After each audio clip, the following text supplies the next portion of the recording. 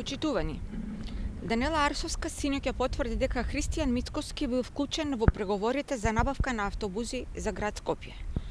Арсовска не одговори кој го овластил Мицкоски и во кое својство тој преговарал за јавна набавка за град Скопје која треба да се плати од парите на скопјани. Арсовска не кажа ниту дали поради овие активности на Мицкоски, таа го стопираше проектот Bus Rapid Transit и се откажа од 70 милиони евра од Европската банка за обнова и развој. Сето ова се причини за надлежните институции да постапат и да го истражат овој случај за кој постојат основани сомневања за незаконско постапување. Денеска ја повикуваме Државната комисија за спречување на корупцијата под опрен глас да поведе постапка за овој случај.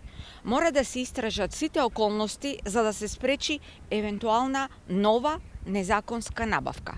Ова е особено важно затоа што и претходно имаше слична ваква набавка на кинески автобуси за која беше покренат судски процес, а вчера се случија и првите признанија и пресуди. Очекуваме Државната комисија да постапи во овој случај и навремено да ја извести јавноста. Ви благодарам.